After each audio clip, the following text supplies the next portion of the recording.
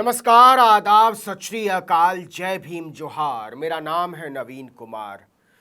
मैं आपके बीच एक अपील करने के लिए आया हूं कि पढ़ने वालों, लिखने वालों, बोलने वालों, अपनी आवाज को थोड़ा और ऊंचा उठाओ, नहीं तो मारे जाओगे। और इसलिए मारे जाओगे कि तुम्हें बोलने के लायक छोड़ा नहीं जाएगा, और अगर बच भी गए तो तुम्हारी आवाज मारी जाएगी। अगर तुम्हारी आवाज भी बच गई तो तुम्हारी सोच मारी जाएगी। और अगर किसी तरीके से तुमने अपनी सोच को भी बचा लिया तो तुमको इस मुल्क में रहने के लायक नहीं छोड़ा जाएगा। करण सांगवान का नाम सुना होगा आपने। अनअकैडमी नाम की एक डिजिटल संस्था है, उसके प्लेटफॉर्म पर वो कानून पढ़ाया करते थे। अनअकैडमी में करण सांगवान की नौकरी चली गई। और क्यों चली गई? इसलिए चली गई कि वो बोल रहे थे, सोच रहे थे और अपने छात्रों को ये बता रहे थे कि जो भी करो वो सोच समझ कर करो, पढ़ाई लिखाई करो। हूं या हंसूं, क्योंकि मेरे पास भी बहुत सारे मेरे बैरक्स हैं, बहुत सारे केस नोट्स हैं, बहुत सारे नोट्स हमने भी बनाए थे। ठीक है, हर किसी के लिए बहुत मेहनत है, आप लोगों को भी काम मिल गया।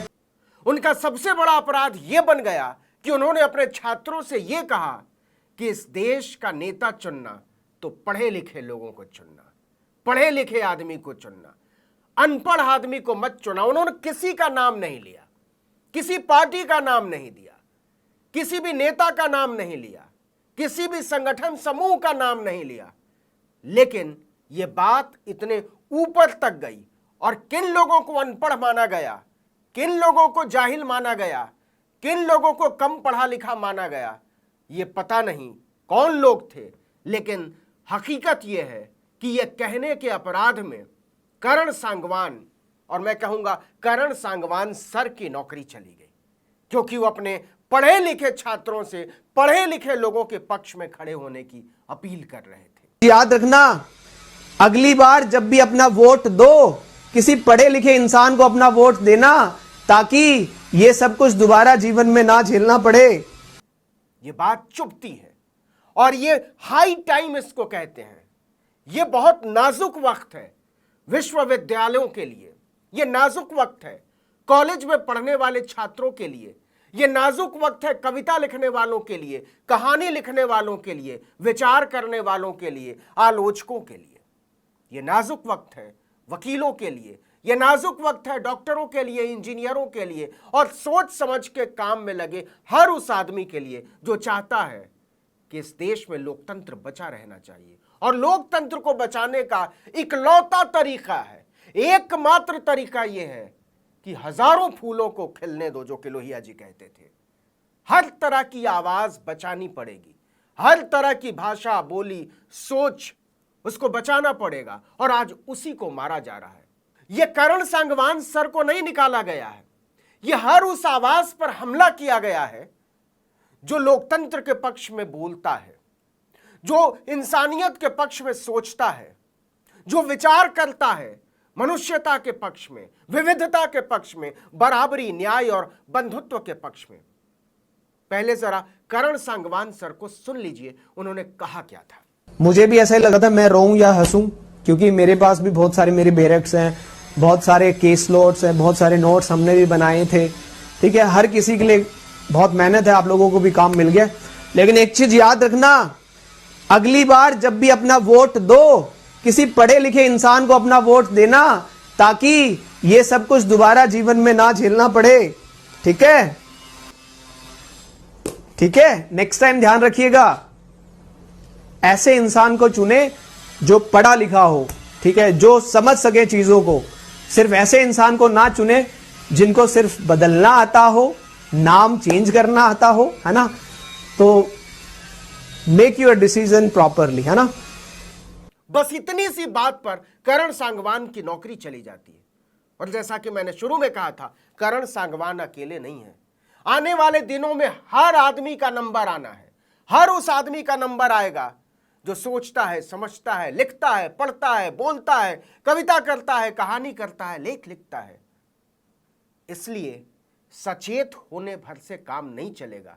अपनी आवाज को ऊंचा उठाना पड़ेगा। जरा सोचिए कि यह खतरा कितना बड़ा होता चला जा रहा है। पहले बड़े करीने से जेएनयू को बदनाम किया गया, उसके बाद जामिया मिलिया इस्लामिया को बदनाम किया गया, अलीगढ़ मुस्लिम यूनिवर्सिटी को बदनाम किया गया, और इसके बाद तो सिलसिला चल पड़ा। हर सिरफिरा, हर जाहिल, हर गुंडा, हर लफंगा, 12वीं पास भी नहीं, वो जेएनयू पर बोलता है, वो जामिया पर बोलता है जिनकी हैसियत नहीं है वहां के रिटन टेस्ट को पास करने की। जो खुद नहीं पढ़ सके वो पढ़े लिखे लोगों से नफरत के मारे वहां के बच्चों, वहां के अध्यापकों को गाली देते हैं, वहां के छात्रों की तौहीन करते हैं, विश्वविद्यालय की तौहीन करते हैं। 4 दिन पुरानी बात है, ज्यादा पुरानी बात नहीं है। एक research Ashoka university, private university है, अशोका यूनिवर्सिटी में सब्यसाची दास वह इकोनॉमिक्स के प्रोफेसर थे। उन्होंने अपने रिसर्च में एक फाइंडिंग सामने रखी, और वो फाइंडिंग ये थी कि 2019 के लोकसभा चुनाव में बहुत सारे घपले घोटाले हुए थे। बाकायदा एक लंबा पेपर उन्होंने प्रेजेंट किया।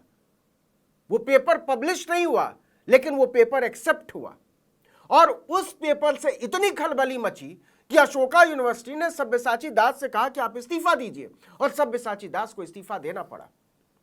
सब्यसाची दास को ये कहने, ये लिखने, ये रिसर्च करने के अपराध में इस्तीफा देना पड़ा कि 2019 का जो चुनाव हुआ था वो साफ सुथरा नहीं था, उस पर ढेर सारे सवाल हैं। इसके बाद उसी अशोका यूनिवर्सिटी में पलपरे बालाकृष्णन, अंग्रेजी के प्रोफेसर, उनको निकाल के बाहर कर दिया क्योंकि वो विविधता के हिमायती थे। इसके बाद अशोका यूनिवर्सिटी में बवाल मच गया। वहां के ढेर सारे फैकल्टीज ने सामूहिक रूप से यूनिवर्सिटी को लिखा कि हम इसको बर्दाश्त नहीं करेंगे, आप बिना किसी शर्त के हमारे इन दोनों साथियों को बहाल कीजिए, और लिखित तौर पर यह हमको दीजिए कि किसी भी तरीके से हमारे रिसर्च के इवैल्यूएशन के प्रोसेस में सरकार की दखलंदाजी या उसकी मंजूरी नहीं होगी। लेकिन यह केवल अशोका यूनिवर्सिटी, केवल जामिया, केवल जेएनयू की बात नहीं है, केवल करण सांगवान की बात नहीं है। 2 दिन पुरानी बात है, बंगलुरु में सेंट्रल गवर्नमेंट का एक बहुत आला संस्थान है, इंडियन इंस्टीट्यूट ऑफ साइंस। देश के टॉप 10 इंस्टीट्यूशंस में उसकी गिनती होती है, और इसकी वजह, इसके पीछे बहुत बड़ी वजह वहां की विविधता भी है। हर तरह के लोग आते हैं वहां। उसके गेट पर छात्रों ने तीस्ता सिर तलवार को बुलाया था सुनने के लिए, भाषण देने के लिए। उन्हें न्याय एवं सांप्रदायिक सद्भाव पर बोलना था। जरा सोचिए, न्याय एवं सांप्रदायिक सद्भाव, इस विषय से किसी को क्या दिक्कत हो सकती है। लेकिन तीस्ता सिर तलवार जब बोलने के लिए छात्रों के ही आमंत्रण पर पहुंचती हैं IISc, Indian institute of science, तो वहां गेट पर उनके दरबान रोक लेते हैं, संतरी रोक लेते हैं, अंदर नहीं घुसने देते हैं। बहुत देर तक हंगामा चलता रहता है, और उसके बाद ढेर सारे अध्यापकों की दखल के बाद तीस्ता सिर तलवार को इंडियन इंस्टीट्यूट ऑफ साइंस में एंट्री मिलती है। इसके बावजूद जिस ऑडिटोरियम में उनका भाषण होना था, छात्रों के साथ संवाद होना था, वहां वो कार्यक्रम नहीं हो पाता। कार्यक्रम कहां होता है? कैंटीन के बाहर। यह शर्मनाक है, यह फूहड़ है। इंडियन इंस्टीट्यूट ऑफ साइंस की कैंटीन के बाहर तीस्ता सिर तलवार छात्रों से बात करती हैं। 40 छात्र और 4 शिक्षक वहां मौजूद होते हैं। उनमें से कई लोग अपना नाम जाहिर नहीं करना चाहते। क्या आप सोच सकते हैं कि हम किस दौर में जी रहे हैं? उसी इंडियन इंस्टीट्यूट ऑफ साइंस में 28 जून को नताशा नरवाल और देवांगना कलिता, पिंजरा तोड़ समूह के सदस्य, इन दोनों को बुलाया था छात्रों ने बोलने के लिए। विषय था जस्टिस सिस्टम, न्याय की प्रक्रिया। आपको पता होगा ये दोनों ही CAA NRC प्रोटेस्ट में बहुत मुखर तौर पर सामने थी। दोनों महीनों महीनों जेल में रहीं और बड़ी मुश्किल से इन्हें जमानत मिली, और आजकल जमानत पर बाहर हैं, न्याय की प्रक्रिया पर बोल रही हैं। लेकिन इंडियन इंस्टीट्यूट ऑफ साइंस 28 जून को होने वाला उनका कार्यक्रम रद्द कर देता है, छात्रों के आमंत्रण के बावजूद। मतलब छात्र शिक्षक से नहीं बात कर सकता, शिक्षक वकील से बात नहीं कर सकते, शिक्षक और छात्र आपस में बात नहीं कर सकते, एक यूनिवर्सिटी के लोग दूसरी यूनिवर्सिटी में नहीं जा सकते, एक कॉलेज के लोग दूसरे कॉलेज में नहीं जा सकते। यह सिस्टम खड़ा किया जा रहा है, और प्रधानमंत्री नरेंद्र मोदी भाषण देते हैं लाल किले से कि हम देश की डेमोक्रेसी के साथ हैं, भारत में डेमोक्रेसी है। तो कहां है डेमोक्रेसी? डेमोक्रेसी लाल किले का भाषण नहीं है नरेंद्र मोदी जी। डेमोक्रेसी आपकी लफाजी नहीं है। डेमोक्रेसी आपका झूठ नहीं है। डेमोक्रेसी छात्रों, शिक्षकों, वकीलों, कवियों, लेखकों, आंदोलनकारियों, मानवाधिकार कार्यकर्ताओं, तरह तरह के लोगों, छात्राओं, दलितों, बहुजनों, चिंतकों के बीच का संवाद है। और वहां से निकलता है लोकतंत्र। लोकतंत्र किसी प्रधानमंत्री की लफाजी में लिपटी हुई चीज नहीं है। लोकतंत्र देश है, लोकतंत्र विविधता है, लोकतंत्र बहुलता है, लोकतंत्र वैचारिक धारणा है। और इस पर चोट की जा रही है। करण सांगवान के लिए आपसे अनुरोध है कि खड़े होइए, उनके लिए बोलिए। अन्य एकेडमी से जिस तरीके से उनको निकाला गया है, यह कोई साधारण मामला नहीं है। देश खतरे में है, देश की आवाजें खतरे में है, देश की विविधता खतरे में है, देश का लोकतंत्र खतरे में है। अब यह बात डंके की चोट पर बोलनी पड़ेगी। जिस तरीके से छात्रों पर, शिक्षकों पर, छात्राओं पर, वकीलों पर, मानवाधिकार कार्यकर्ताओं पर हमला बोला जा रहा है, यह बर्दाश्त करने के लायक नहीं है। इसलिए अंत में मैं एक बार फिर से अपील करता हूं। बहुत सारी अपीलें आई हैं।